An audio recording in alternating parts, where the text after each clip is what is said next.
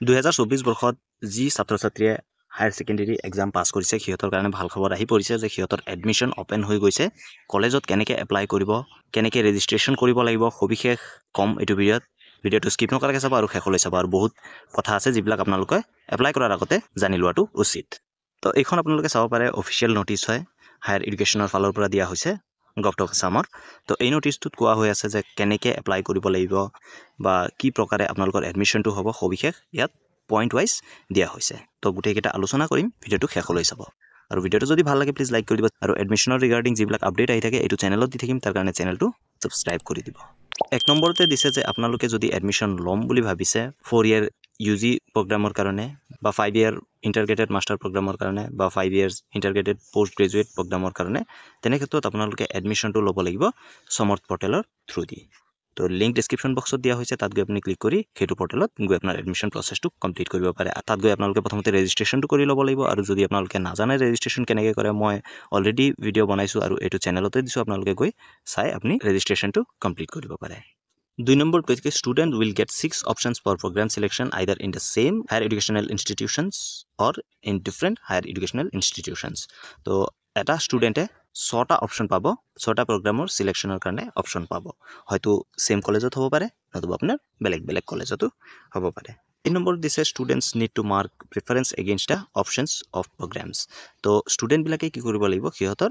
প্ৰেফাৰেন্সবিলাক number wise দিব লাগিব accordingly সিহঁতে মাৰ্ক কৰি দিব লাগিব ধৰি লওক যদি আপুনি কলেজ কোনোবা এখনত এপ্লাই কৰিছে ধৰি লওক আপুনি নগাঁও কলেজত এপ্লাই কৰিছে আকৌ আপুনি ADP কলেজত এপ্লাই কৰিছে আপুনি যোৰহাট কলেজত এপ্লাই কৰিছে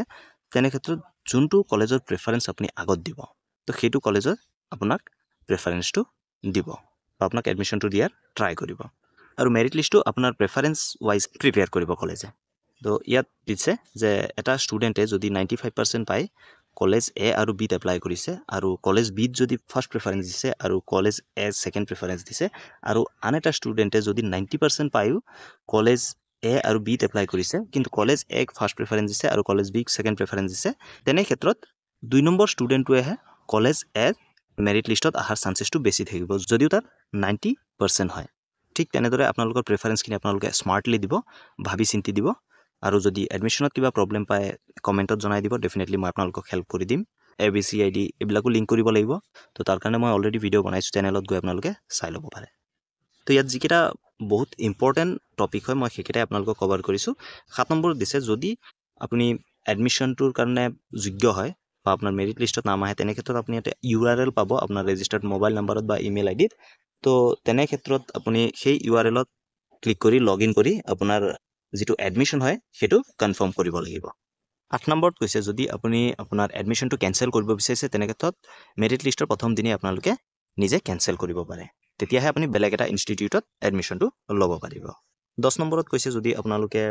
ফ্ৰী এডমিশ্যনটো পাব বিচাৰে তেনে ক্ষেত্ৰত আপোনালোকে ইনকাম চাৰ্টিফিকেটটো ল'ব লাগিব আৰু সেইটো চাৰ্কল অফিচৰ পৰা ল'ব লাগিব তো যদি আপোনালোকে ফ্ৰী এডমিশ্যন ল'ব বিচাৰিছে তেনে ক্ষেত্ৰত আপোনালোকৰ যি ইনকাম চাৰ্টিফিকেট হয় সেইটো চাৰ্কল অফিচৰ পৰা আনি এডমিশ্যনৰ টাইমত জমা দিব লাগিব বা সমৰ্থ পৰ্টেলত আগতীয়াকৈ আপোনালোকে আপলোড কৰিব লাগিব আৰু এডমিশ্যনৰ ডেটসমূহ দিয়া হৈছে নন CUET কাৰণে আপোনাৰ দিয়া হৈছে চাব পাৰে প্ৰগ্ৰাম সিলেকশ্যন হ'ব বা আপুনি এপ্লাই কৰিব 27 মে'ৰ পৰা 2 জুন তাৰিখে আৰু কাৰেকশ্যন উইণ্ডো থাকিব অপেন 3 আৰু 4 জুন তাৰিখে 5/9 স্ক্ৰিনিং হ'ব সেইটো ইনষ্টিটিউটে কৰিব আপোনাৰ কৰিবলগীয়া একো নাথাকে আৰু ফাৰ্ষ্ট মেৰিট লিষ্টটো ওলাব 10 জুন তাৰিখে তো এডমিশ্যনটো আপোনালোকে ল'ব লাগিব ফাৰ্ষ্ট মেৰিট লিষ্টৰ যিটো এডমিশ্যন হয় সেইটো 11-12 তাৰিখে এডমিশ্যন ল'ব যাব লাগিব আপোনাৰ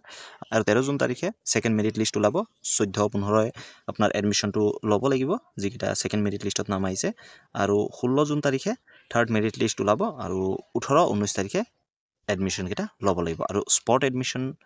যোনে ল'ব সিহঁতে 20 পৰা 22 জুন তাৰিখে যাব লাগিব ইনষ্টিটিউটত মানে যিবিলাকে কোনো মেৰিট লিষ্টত নাম অহা নাই সিহঁতে স্পট এডমিশ্যনৰ কাৰণে যাব পাৰিব এইটোৱে আছিল ইম্পৰ্টেণ্ট নটিচ আপোনালোকে যদি এতিয়ালৈকে ৰেজিষ্ট্ৰেশ্যন কৰা নাই ৰেজিষ্ট্ৰেশ্যন কৰি লওক বাকীখিনি ইনফৰমেশ্যন মই